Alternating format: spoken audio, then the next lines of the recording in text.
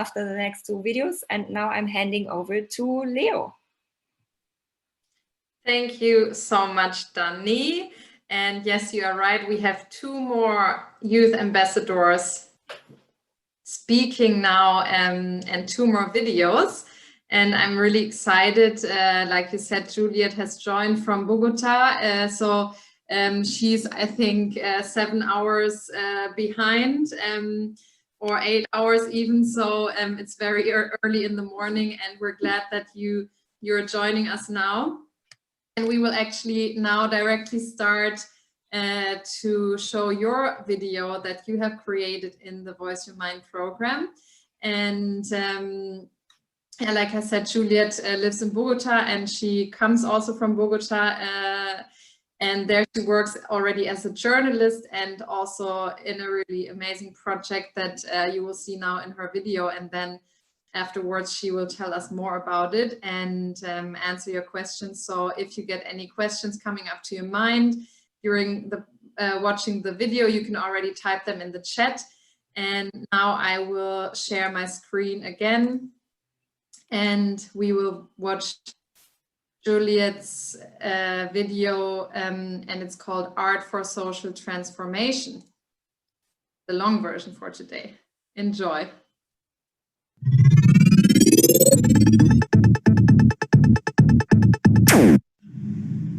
Hello everyone, my name is Julieth. I'm 24 years old Colombian girl, and I truly believe in the transforming power of art. Let me tell you why.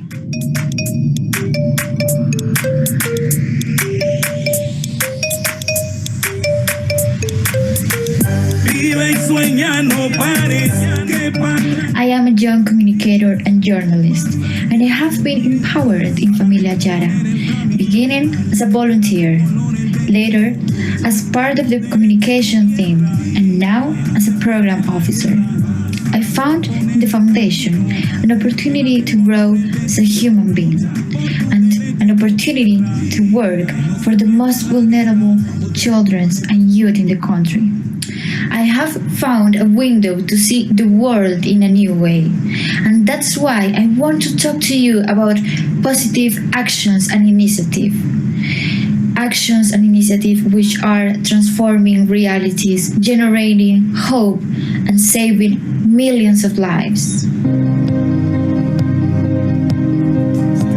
An artistic and social organization founded 24 years ago in Colombia for proactive, fearless, innovative, enterprising young leaders with a primary conviction, and it is to believe in children and young people, our abilities and capacities, because we are more than victims or victimizers. We are change.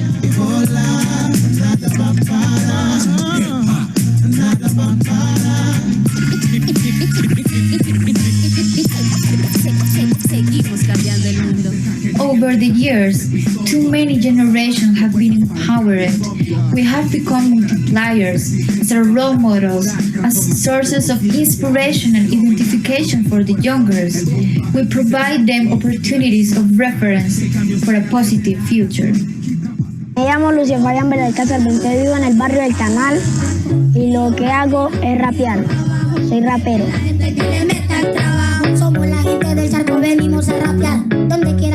Lo más importante de estar en los talleres de rap es que conocí nuevos amigos, a como conocí al profe. Si quieren cumplir su sueño, inténtenlo. No se queden quietos mirando a los demás como lo hacen y esperando a que alguien les cumpla los sueños. Guerrero. In more than 20 years, thanks to the commitment and the human quality of young people and artist educators, we have cared for around 60,000 children and young people in more than 100 municipalities around the country. Municipalities with the highest rates of unmet basic needs, violence, domestic violence, recruitment and use in the war, physical abuse, sexual abuse. Pues a mí me invitaron que había que ir a un taller y la verdad es que fui porque para dónde va Vicente, para dónde va la gente. Primero que todo encuentro ya a una señor dictando el curso y veía una persona demasiadamente preparada en lo que estaba haciendo, la cual no sentí tanta emoción y eso me hizo que yo estuviera con mucho amor dentro del taller. Por todo esto aprendí que a través de la música, a través del dibujo, nosotros expresamos grandes cosas y podemos hacer maravillas. Con un poquito de rapero, bueno, el abuso sexual es intolerable, no te calles ni en la casa ni en la calle. El abuso sexual es intolerable, no te calles ni en la casa ni en la calle. Art is transforming realities and society. It is saving thousands or millions of lives around the world. It is our way of expression. And it is also our way to empower ourselves with our rights, to promote a culture of peace, to prevent violence and abuse, to live and survive when there is nothing else we can hold on to. Where there is art, there is hope. And don't forget that we are agents of change and builders of peace.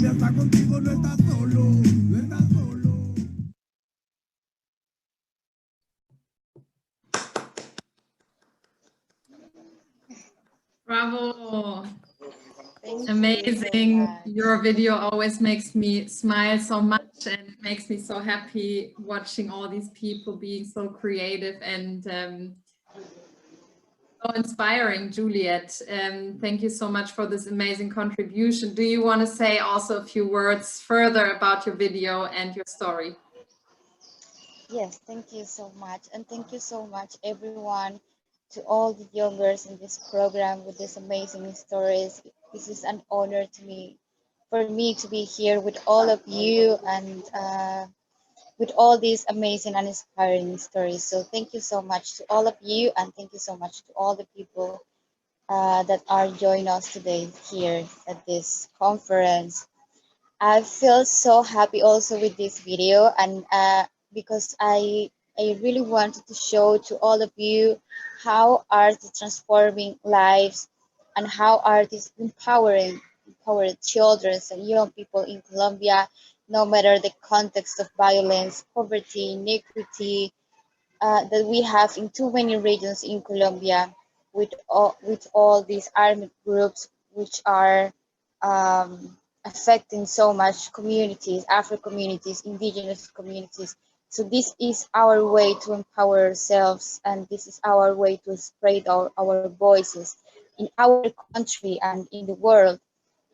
So I'm so excited, and I really want to give a space to others to talk their own story also, and that's why I choose to use some parts of the stories of children's, but also parts of the voices of our communities with the teachers. And so that was really powerful for me, and all the time I'm so grateful for with art to give us these tools to transform lives and society in Colombia. Thank you, Juliet. And just asking in the round, does anyone have a question for Juliet? Then please raise your hand. Valentine, do you have, or did you want to clap? Maybe that's a clap. Does anyone have a question? Please raise your hand or write it in the chat. I will also say, Juliet, there's a lot of amazing comments in the chat for you. Namisio Joy says, amazing video, continue giving your best to your community. Rosie says, so inspirational. Your words are so powerful and influential. Well done, my dear friend. It was a joy to watch your creative video. Also, Victoria, amazing video. And Moro Steven says, wow, art is indeed a universal language. Well done. And yeah, so I think we're all very, very happy and impressed. And let me check if there are any questions right now. I don't think so. But I want to maybe say also, I mean, for example, the little boy who was also talking in your video, who was already a rapper, in which age are usually the people in the communities that work in the art programs?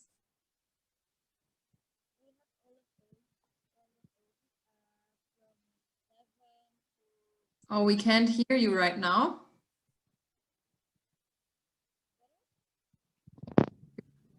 Yeah? Yes, now. It's better now? Yes. So in the program we have children from 7 years old, and we have other programs for youngers like from 15 to 26 years old, and we have others from others programs to adults. So we have like all the ages in our programs, but we are really concentrated in children and young people, like from 7 to 18 at least. And how does it then work? Do they go also to a recording studio and record their own song? Like, because the song in the background sounded like it was him, right? Rapping. Yes, they were rapping in every song, and that's part of our programs and projects, that at the end of the hip hop of the rap program, what we do is that we create a space for them to record their own songs, and then we just get the songs on the platforms, or we print some CDs or something like that, and we go to the communities again, and we can give these productions to the children and communities and families. So yes, they are really motivating in every project, because they know that they can produce something for them, and then they can show to the communities their talents, and they are really grateful with this. And it's always so sad to say goodbye when we need to finish the program or the project, but we are always thinking to be back and to go back again to the communities. This is always our mission, to bring hope to the children, youngers, and communities with art. Amazing. Thank you so much, Juliet. And you will also join us for the panel, so we will talk a little bit more about this. Yes, for sure. Also, Cora Lay says, what a positive channel of energy. Thank you. And now we will have our last youth ambassador for today, which is Victoria. And I just also saw her with the video. Hi, Victoria. That's great to see your face also. And now I will share my screen again.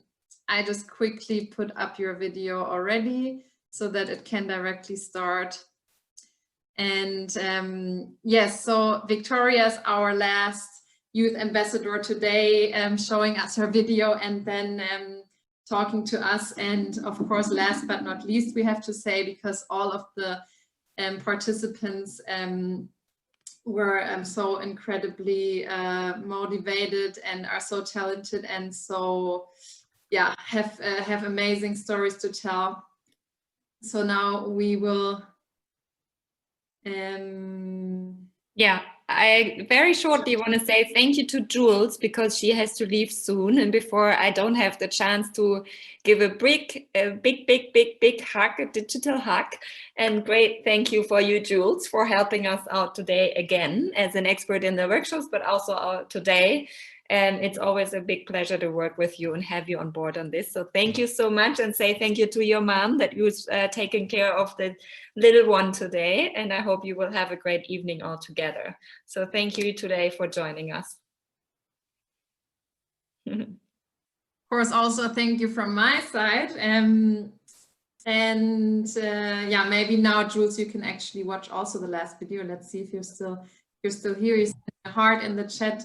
And now I will share my screen and give the stage to Victoria and her amazing video. Okay, now you should be able to see it. Let's start.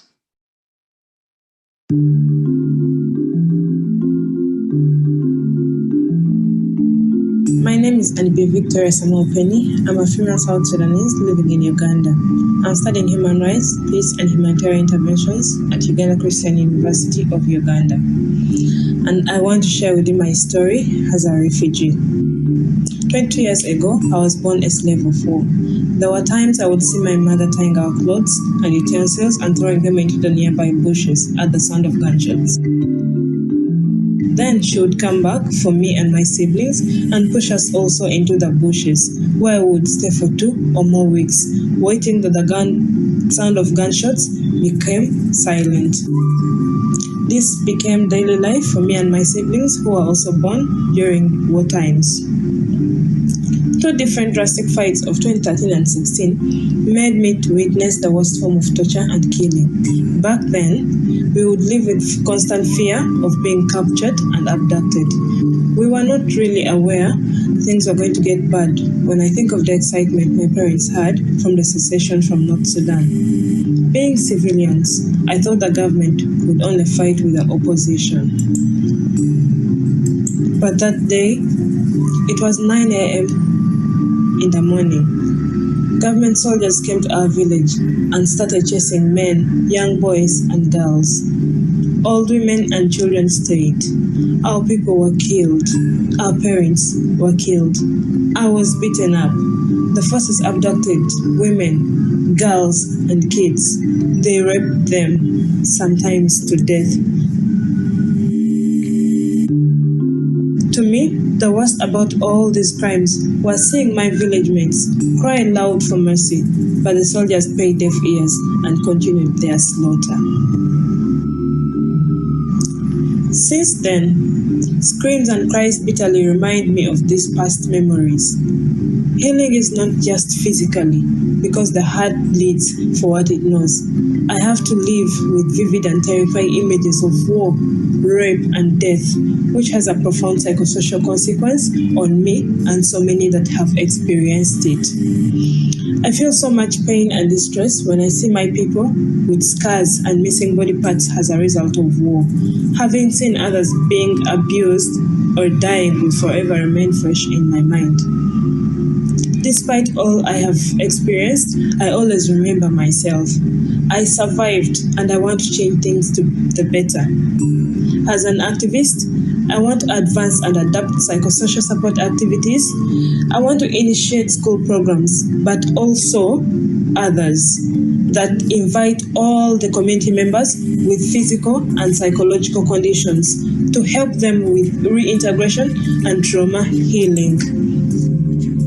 My strength and motivation I give to the voiceless, especially for young girls and child mothers that traditionally have been underlooked and despised as useless in the community where I come from. They deserve to be heard and to heal for a brighter future for all of us.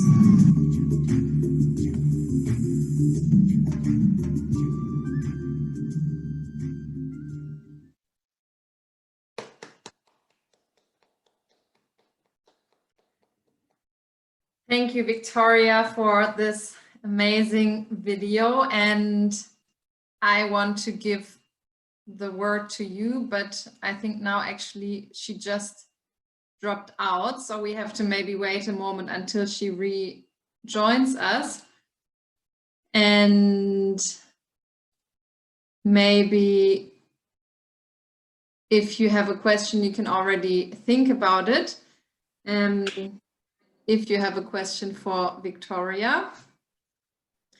Hi, Leo. Okay, so you're now on Lillian's. Yeah, I'm now using Lillian's phone because I realized my network was not so good. So I got where Lillian was, and right now I'm with her, so I'll use her phone for the meantime. Okay, perfect, Victoria. Then I want to give you the word, and if you want to tell us more and towards your video or add something to your story, then please go ahead. All right, thank you. Thank you so much for playing the video. My story, An Ugly Truth, from the title, is a very sad one because we have seen wars, we have experienced wars, we have gone through tragedy we have seen people die. You know, sometimes it is so normal to see people die. People think so. People think that it is very normal to see your own people die. But seeing your own person die is very hurting. It is not normal for most of us. Sometimes when we go to school, people don't want to befriend you because they think that maybe you will hurt them. They see you as harm to the society. They look at you as a murderer, a criminal. But this is not the case. No one wants to befriend you. Sometimes we even act out of anger, a hatred. We think of the country where we come from, South Sudan, and I wish I was not part of that country. I wish I was born maybe in the UK, an American, an Indian, or any other person, or any other tribe, or any other country. But then you realize that this is the country that God has given you. And because I have realized that, I have survived whatever that has gone on in this world. We would see our mother packing our clothes, throwing them in a nearby bush, bullets and gunshots everywhere. We run for our lives. You have to carry. I have my small brother who was born after me. He is lame. You have to carry him and run with him because he doesn't have legs. He can't run. So this is very hard. It is very, very, very hard life to live with. So because of this, I have learned that I can change. I have survived the world. I have survived war. So I know I can change the world. I can be the change that I want to see in the world. I can create change in the world. That is why I said my strength and motivation I want to give for the voiceless. So my message is, I want all of us in the world to embrace these people, not to ignore them, not to just neglect them and think negative words against them, because it is not helping them. But when we embrace these guys and we bring them to us, close to us, we create a different mentality in them. Because these guys at school who are neglected, sometimes they come back, they run back to their country thinking maybe it is better. These are the kids you find on the streets smoking. You find a 10-year-old kid smoking.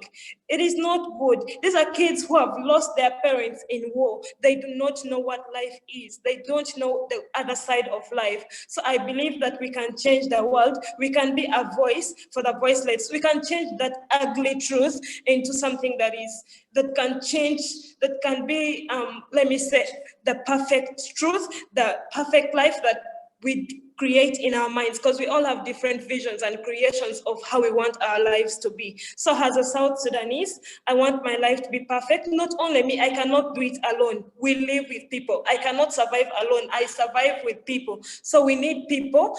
They have a powerful impact in our lives. We can change their lives and they can change ours as well. Thank you very much. I'll welcome you. Thank you so much, Victoria, for sharing your story. And I just want to read some comments in the chat, and everybody, of course, you're welcome to ask questions to Victoria. Rosie says, you are a brave soul. Danny says, because of young people like you and all the others, I still have hope that our world can be a better one tomorrow. Thanks for being so strong and courageous. Ina says, so powerful. Juliet says, the power of your soul is the change. And Rukwaya says, your story is heartbreaking. You being here as a source of strength is something that we're thankful for. So I think that that's really, really beautiful comments. Thank you, everybody. Do we have a question? Then please raise your hand. Yeah, we have one in the chat from Morrow Stephen. He says, thank you for gathering courage, Victoria. Wow, inspirational. And his question is, how would you help people undergoing the same story?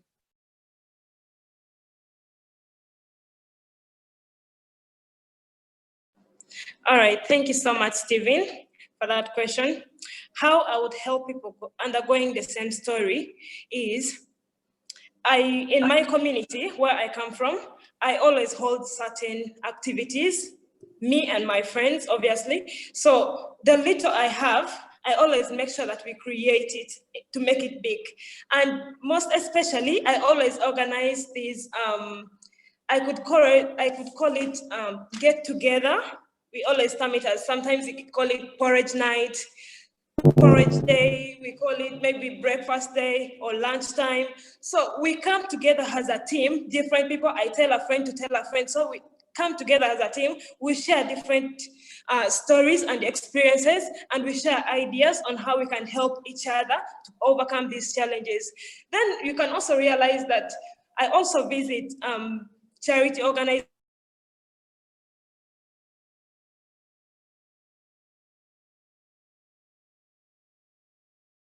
Now you're actually gone right now. I think maybe your network is dropping out.